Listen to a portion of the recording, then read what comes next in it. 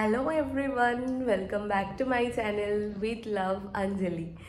তো আজকে সকাল সকাল আমি স্নান টান করে একদম এরম রেডি হয়ে নিয়েছি। আর আজকে তোমাদের জন্য আবার একটা নতুন ব্লগ নিয়ে চলে এসেছি।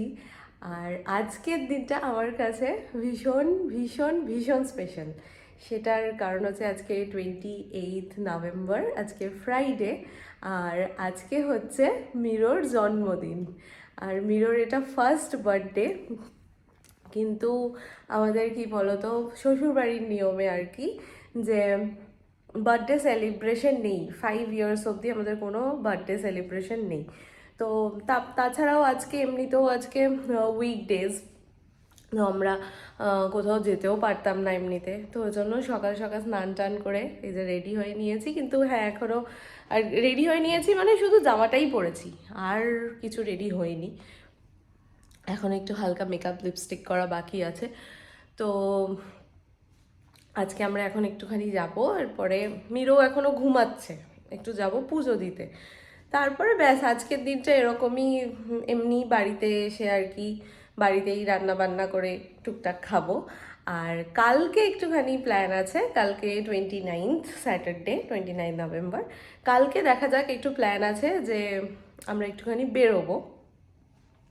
কোথায় যাব কি করব এখনও কোনো কিছু সেরকম কোনো কিছু প্ল্যান করিনি, শুধু মানে বেরোবো এটুকু ভেবে রেখেছি। তারপরে সেটারও ব্লগ শ্যুট করবো, আর অবশ্যই তোমাদেরকেও সেখানে সেখানে নিয়ে যাব। চলো রেডি হয়ে নিই, আর মিরোকে ওঠাই, একটু খাওয়াই। তারপরে ওর পাপা উঠবে, স্নান করবে। ওই যে আমি দেখতে পাচ্ছি আর একজন উঠে পড়েছে, যাই চলো ওকে রেডি করে দিই।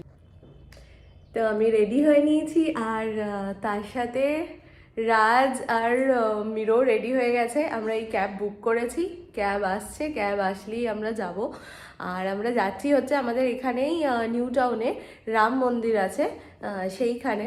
কই বার্থডে বয় কই? এই যে বার্থডে বয়, কই বার্থডে বয় কই? এই তো স্মাইল মিরো, এই যে বার্থডে বয়। আজকে সকাল থেকে আমরা ওকে হ্যাপি বার্থডে করে এরকম উইশ করছি, ও খুব খুশি। আর এখন ও যাচ্ছে সবার আশীর্বাদ নিতে, তাই তো? হ্যাঁ, এই তো। আর তার সাথে তোমরা সবাইও ওকে মন ভরে আশীর্বাদ করো, যাতে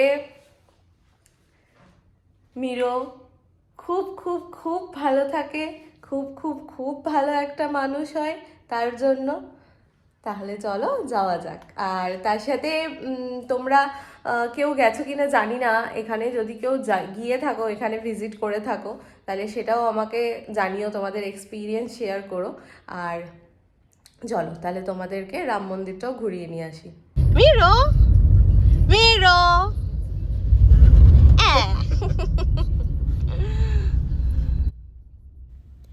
আমরা বেরিয়ে পড়েছি। আর আমি শুধু এটাই ভাবছি যে কিভাবে চোখের পলকে একটা বছর পেরিয়ে গেল। এই মনে হচ্ছে সেদিনকে যেন মিরোকে হসপিটাল থেকে নিয়ে এলাম, আর আজ নাকি মিরোর 1 ইয়ার বার্থডে। প্রথম প্রথম ভাবতাম কি করে সব পারবো, কিন্তু সময়ের সাথে সাথে সবটা শিখেছি। আর বলতে গেলে শিখেছি আমি একা নই, আসলে আমি আর রাজ দুজনেই ইকুয়াল প্যারেন্টিংয়ে ভীষণ বিশ্বাস করি। সেই জন্য শুধু যে আমি একা শিখেছি তা কিন্তু নয়, আমি আর রাজ দুজনেই শিখেছি। আর এই ছোট্টটাকে নিয়ে কিভাবে যে ঝড়ের গতিতে দিনগুলো পেরিয়েছে সেটা আজকে বুঝতে পেরেছি। ভাবলে এত নস্টালজিক লাগছে যে কি বলবো। আমরা এই মন্দিরে আগেও এসেছি, বাড়ির একদম কাছেই। ওই গাড়িতে খুব বেশি হলে 10 থেকে 15 মিনিট সময় লাগে। আর ওই যে এসেই পড়েছি মন্দিরের গেটের সামনে, এবার নামবো। ওই যে শ্রী রাম মন্দির লেখা, ওটাই মন্দিরের গেট। আর মন্দিরের সামনেই দেখো আমি দাঁড়িয়ে পুজোর সামগ্রী কিনছি একটা দোকান থেকে। এই রকম কিন্তু ছাতা লাগানো এই স্টলের মতো টেবিল পাতা দোকান কিন্তু আরও বেশ অনেক কটাই আছে। কিন্তু আমরা এর আগের বারও যখন এসছিলাম তখন এই দাদার দোকান থেকেই কিনেছিলাম। আর এই দাদা বেশ যত্ন করেও সমস্ত জিনিস সুন্দর করে গুছিয়ে দেয়। আর জিনিসপত্রগুলো কিন্তু এইরকম ঝুড়িতে করে দিয়ে দেন ওনারা। তো আবার যখন তোমরা বাড়ি ফেরত যাবে তখন এই ঝুড়িগুলোকে আবার কিন্তু এই দোকানে ফেরত দিয়ে দিতে হয়। ওনারা তখন যা যা জিনিস থাকে সমস্তটা একটা প্যাকেটে করে তোমাদেরকে বাড়ির জন্য দিয়ে দেয়। আর তোমরা যারা প্রাইভেট কারে আসবে, মানে নিজস্ব গাড়িতে আসবে, তাদের জন্য আমি ডেসক্রিপশন বক্সে গুগল ম্যাপের যে লোকেশন সেটা দিয়ে দেবো। আর একটা জিনিস, এখানে কিন্তু সেরমভাবে মানে কোনো অফিসিয়াল কিন্তু পার্কিংয়ের জায়গা নেই, যেখানে তোমরা বেশিরভাগ জায়গায় থাকে যে টিকিট কেটে গাড়ি রাখতে পারবে, সেরকম কিন্তু কোনো জায়গা নেই। হ্যাঁ, জায়গা আছে, ফাঁকা জায়গা আছে, সেখানে তোমরা নিজেদের গাড়ি পার্ক করে এসে মন্দিরের ভেতরে গিয়ে পুজো দিতে পারো, কিন্তু কোনো রকম অফিসিয়াল কিন্তু পার্কিং এখানে নেই। আর তোমরা যারা পাবলিক ট্রান্সপোর্ট ইউজ করবে তাদেরকে নামতে হবে ইকো পার্ক 4 নম্বর গেটের কাছে। আর সেখান থেকে এই মন্দিরে আসার জন্য কিন্তু 10 টাকা করে টোটো ভাড়া পাওয়া যায় শেয়ারে। আর তার সাথে যদি তোমরা কেউ চাও যে কেউ হেঁটে আসবে, তার জন্য কিন্তু এইটা ডিস্টেন্স হচ্ছে উইদিন 1 কিলোমিটারের মধ্যে। তো আমরা মন্দিরের গেট দিয়ে ভিতরে প্রবেশ করে ফেলেছি। আর এই যে দেখেছো, এখানেই কিন্তু আছে কলকাতার সর্বোচ্চ হনুমানজির মূর্তি। 151 ফুট লম্বা বলতে পারো হনুমানজির এই বিশাল মূর্তি কিন্তু হচ্ছে এই মন্দিরের কিন্তু মেন অ্যাট্রাকশন। আর সেখান থেকে আর একটু এগোলেই দেখতে পাবে কিছু খাবারের দোকান আর সুভেনিয়ার শপ। তা মানে এখানে যদি তোমরা কেউ সকাল থেকে উপোস করে এসে পুজো দাও, তারপরে কিন্তু সুন্দর ব্রেকফাস্ট করে বাড়ি ফিরতে পারবে। বলো তো বাবাই, মিরো মিরো, ওই দেখ শিব ঠাকুর, ওই দেখ শিব ঠাকুর, মিরো কি একটা দেখতে ব্যস্ত। আর হনুমানজির মূর্তির সাথে সাথে কিন্তু খুব সুন্দর একটা শিব ঠাকুরের মূর্তিও আছে, তোমরা দেখতেই পেলে কত সুন্দর সেটা। হর হর মহাদেব। আর মন্দিরের বাইরে দেওয়ালের গায়ে, ভেতরের দেওয়ালে সব জায়গায় কিন্তু রাম রাম এরকম কিন্তু লেখা আছে। আর তার সাথে সাথে কিন্তু সারাক্ষণ রাম নাম জপ হয় এই মন্দিরের ভেতরে, যেটা সাউন্ড সিস্টেমে শুনতে পারা যায়। কিন্তু কপিরাইট ইস্যু আসবে এইখানে, আমি যদি তোমাদেরকে এই ভিডিওতে সেটা যদি রেকর্ড করে আর কি দিতাম, তো সেই জন্য আর সেটা তোমাদেরকে শোনাতে পারলাম না। কিন্তু এত সুন্দর লাগে না, ভেতরের পরিবেশটাই আলাদা হয়ে যায়। আর এই দেখো এইখানে এই যে কালিয়া দহনের কি সুন্দর মূর্তির মাধ্যমে আর কি দেখানো হয়েছে। আর তার সাথে আরও অনেক পৌরাণিক আর কি কাহিনী এরকম মূর্তির আকারে আর কি এখানে এইভাবে সাজানো আছে। আর ওই যে দেখতে পেলে বিশাল বড়, ওটা হচ্ছে অশ্বত্থ গাছ। আর এখানে রথে সূর্যদেব বিরাজমান, আর তার সাথে তার সেই ঘোড়াদেরকে সঙ্গে করে নিয়ে অপূর্ব সুন্দর দেখতে লাগছে, অপূর্ব সুন্দর। আর তোমরা যখন ঢুকছি তখন তো দেখলে মন্দিরটা কি সুন্দর করে সাজানো। তো আমরা বাইরে ওই যে দাদার কাছ থেকে আর কি জিনিস কিনছিলাম, তো তার কাছেই জানলাম যে হচ্ছে গতকাল, তার মানে হচ্ছে 27 ছিল এই মন্দিরের প্রতিষ্ঠা দিবস উদযাপন। আর আমরা এখন ঢুকছি শ্যাম বাবার মন্দিরে পুজো দিতে। মানে মেন মন্দিরের উল্টো দিকেই আছে আলাদা করে এই শ্যাম বাবার মন্দির। ভেতরের একবার মন্দিরের কারুকার্যগুলো দেখো, এত সুন্দর যে কি বলবো। আর এই আরও প্রতিষ্ঠা দিবস থাকার কারণেই কিন্তু আরও এত সুন্দর করে ফুলের সাজ দিয়ে পুরো সাজানো আছে আর কি। আর এখানে আমি এই যে পুজো দিচ্ছি আলাদা করে আর কি শ্যাম বাবার জন্য ওই যে গোলাপ ফুল, তারপরে এই যে ময়ূরের পালক যে দেখছিলে পুজো সামগ্রীর মধ্যে, ওগুলো কিন্তু এই শ্যাম বাবার জন্যই কিনেছিলাম আমি। আমার সাথে সাথে তোমরাও কিন্তু সবাই এই মন্দিরে শ্যাম বাবার দর্শন করে নাও।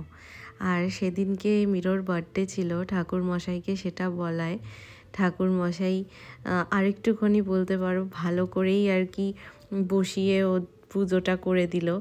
আর তার সাথে শ্যাম বাবার পায়ের ওখান থেকে একটা গোলাপ ফুলও দিয়েছিল মিরোকে। কি অবাক হয়ে দেখছে দেখো।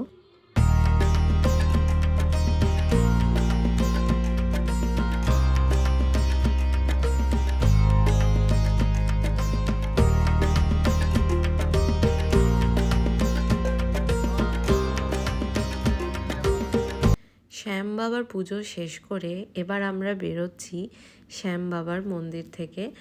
নেক্সট আমরা যাব মেন মন্দিরে, সেখানে বাকি আর পুজোগুলো দেব। কিন্তু তার আগে ওই যে দূরে দেখতে পাচ্ছ যে একটা সাদা রঙের সিঁড়ি উঠে গেছে, ওইটার ভিতর দিয়ে ঢুকে গিয়েই হচ্ছে মেন মন্দিরটা, ওই ঘোড়াগুলোর পাশ দিয়ে। আর তার আগে এখানে আছে শিব ঠাকুরের মূর্তি, আর তার সামনে এই যে জায়গাটা দেখছো, এখানেই কিন্তু সবাই প্রদীপ বলো, মোমবাতি বলো, ধূপকাঠি সেইগুলো কিন্তু এইখানে জ্বালিয়ে দেয়। তো ভেতরে আর কি সেরকমভাবে প্রদীপ জ্বালানোর কোনো ব্যাপার নেই। তো সেই জন্য আমিও তাই মিরোর জন্য একটা ঘিয়ের প্রদীপ কিনেছিলাম, আর যে ধূপকাঠি কিনেছিলাম সেটা আমিও এইখানে আর কি জ্বালিয়ে এইখানেও শিব ঠাকুরের একবার পুজো করে নেব। এইখানে কোনো পুরোহিত মশাই নেই। শিব ঠাকুরের পুজো করতে হলে ভেতরে আরও একটা জায়গা আছে, সেইখানে তুমি শিব ঠাকুরের পুজো করতে পারবে। চলো তাহলে আমি পুজোটা সেরে নিই এবার। আর হ্যাঁ, এই মন্দির কিন্তু খোলা থাকে সপ্তাহে 7 দিনই। আর টাইমিংটা হলো সকালবেলা 6টা থেকে, ভোরবেলা 6টা থেকে দুপুর 12টা অবধি। তারপরে আবার মধ্যেখানে কিছুক্ষণ বন্ধ থাকে, তারপরে আবার দুপুর 3টে থেকে রাত 9টা। তো এবার আমরা মেন মন্দিরের মধ্যে ঢুকে পড়েছি। আর সেখানেও আছে নানান দেবদেবীর মূর্তি, আর দেওয়ালে করা আছে মানে অসাধারণ অসাধারণ সুন্দর আর কি কারুকার্য, দেখলেই মন ভালো হয়ে যাবে।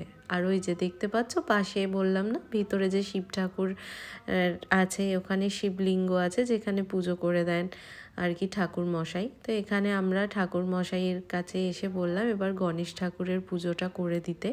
তো আমরা বাকি পুজো সামগ্রী, নাম গোত্র সব বলাতে ভেতরে এই ঠাকুর মশাই এখন গণেশ ঠাকুরের পুজোটা আমাদের করে দেবে। তারপরে করব আমরা শিব ঠাকুরের পুজো। আর এখানে ভেতরে একজন দুজন ঠাকুর মশাই থাকে। তো তোমাদেরকে গিয়ে তোমরা যদি অন্য কোনো মানে স্পেসিফিক কোনো একটা ঠাকুরের পুজো করতে চাও, তার জন্য পুজোর সামগ্রী নিয়ে যাও, তো গিয়ে ঠাকুরমশাইকে বললে ঠাকুরমশাই তোমাদেরকে সেই জায়গায় আর কি সামনে নিয়ে গিয়ে সেই পুজোটা আর কি করে দেবে। তো এইবার এখানে এই যে দেখো আমি শিব ঠাকুরের মাথায় আর কি জল ঢেলে এই যে এবার নন্দীর মাথায় জল ঢেলে। আর একটা জিনিস আমি সব সময় করি, সেটা হচ্ছে আমার যেটা মনের ইচ্ছে সেটা আমি নন্দীর কানে কানে বলি, যাতে হয়ে যায় আর কি সেই কাজটা। তো আজ অবধি সেরকম কোনো কিছু আর কি বলতে পারো কোনো কিছু যে হয়নি সেটা কিন্তু আজ অবধি আমার সাথে সেটাও কিন্তু হয়নি। এবার আমরা এসছি হনুমানজির কাছে পুজো দিতে। আর ওই দেখো বললাম না ওই যে ঠাকুর মশাইকে ওখানে বললাম যে গণেশ ঠাকুরের পুজো দিয়ে দিতে, শিব ঠাকুরের পুজো দিয়ে দিতে, তো উনি দিয়ে দিলেন। এবার যখন ওনাকে বললাম উনিও জিজ্ঞেস করলেন যে আর কোথাও পুজো দেবো নাকি। তো আমরা বললাম যে হ্যাঁ হনুমানজির কাছেও পুজো দেবো।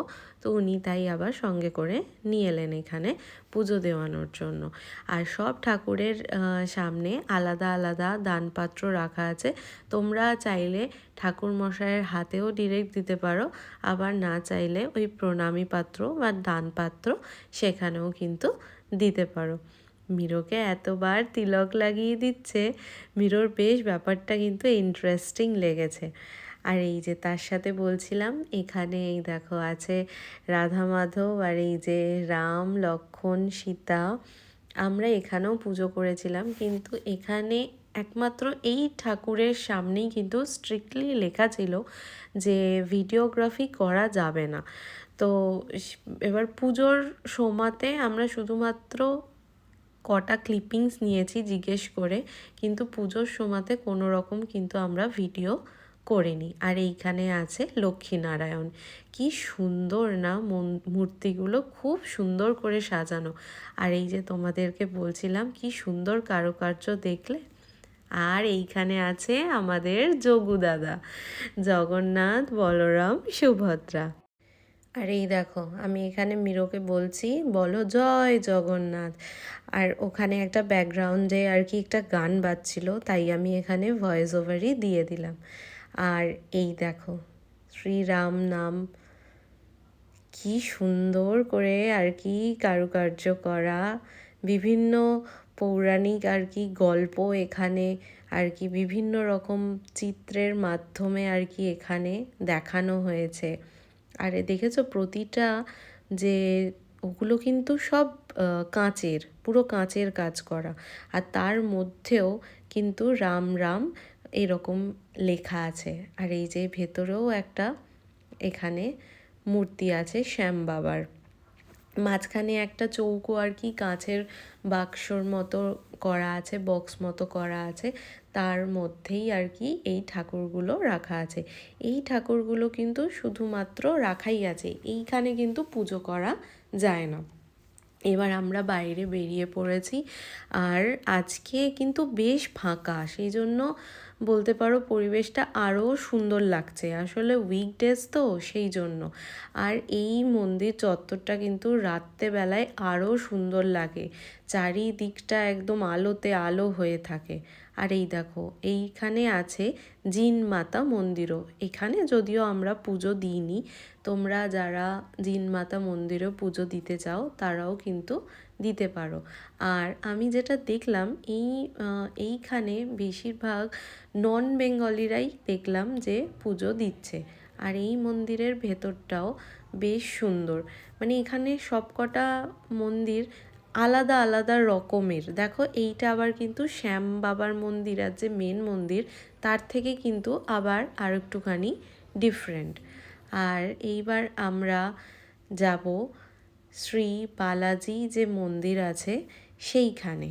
এবার এই মন্দির থেকে বেরিয়ে তার পাশেই হচ্ছে শ্রী বালাজির মন্দির। আর দেখো এই ক্লিপিংসটা আমি নিতে বাধ্য হয়েছি, যজ্ঞ হচ্ছিল ওখানে, আর তার সামনে কি সুন্দর লাগছে। এই দেখো এইটা হচ্ছে শ্রী বালাজির মন্দির, দেখেছো? এই মন্দিরের ভেতরটা কিন্তু আবার আর একটুখানি অন্যরকম বাকি মন্দিরগুলোর থেকে। আর এখানেও তাই, এত সুন্দর মূর্তিটা, মানে তুমি দেখলে মনে হবে যে হ্যাঁ আমি এখানে কিছুক্ষণ দাঁড়িয়ে থাকি, কিছুক্ষণ বসে দেখি, প্রণাম করি। আর এখানে কিন্তু পঞ্চমুখী হনুমানজিরও মূর্তি আছে, ওই যে তোমরা দেখতেই পাচ্ছ ডান দিকে কর্নারে। তো তোমরা যারা পঞ্চমুখী হনুমানজিরও পুজো করতে চাও ওই মন্দির বাদ দিয়ে এখানে এসে, তারাও কিন্তু এখানে এসে পুজো দিতে পারো। এখানেও একজন ঠাকুর মশাই ডেডিকেটেডলি কিন্তু সব সময়তেই থাকেন। আর এরপরে এই দেখো মিরো একটুখানি কান্না জুড়ে ছিল, তার কারণ হচ্ছে ওইখানে লাইন দিয়ে বসে সবাই আর কি হনুমান চালিসা পাঠ করছিলেন একসাথে অনেকে। আর এই শিবলিঙ্গটা দেখেছো, এই জায়গাটা, এই কর্নারটা হচ্ছে আমার সব থেকে প্রিয়। এর আগেও আমি যখন এসেছি আমি এখানে একটা ছবি তুলে নিয়ে গেছি, তোমরা যারা আমার ফেসবুকে আছো, ইনস্টাগ্রামে আছো, তারা দেখবে। দাঁড়াও তোমাদেরকে শোনাই কেমন এখানে পাঠ হচ্ছে।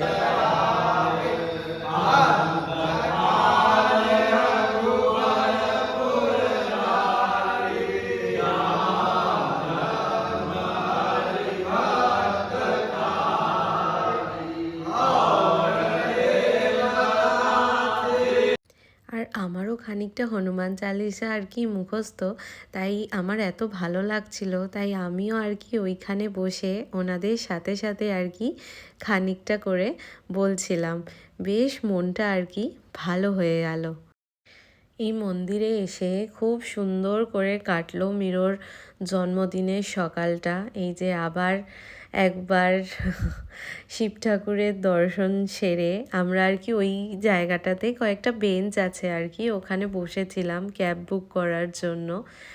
তো আর বলতে পারো ওই যতক্ষণ ক্যাব না আসে ততক্ষণ আর কি একবার করে আর একবার করে আর কি মূর্তির দর্শনগুলো করে নিচ্ছিলাম। কী যে ভালো লাগছিল যে কি বলবো। তো এই যে ক্যাবে উঠে পড়েছি, এবার ধরেছি বাড়ির পথ। তো তোমাদের এই ব্লগটা কেমন লাগলো অবশ্যই কমেন্ট করে জানিও। আর আমার চ্যানেল উইথ লাভ অঞ্জলিকে like, share and subscribe. Till then তোমরা সবাই খুব ভালো থেকো, সবাই সবাইকে খুব ভালো রেখো, সুস্থ থেকো। আর হ্যাঁ, আবার দেখা হবে পরের কোনো ব্লগে।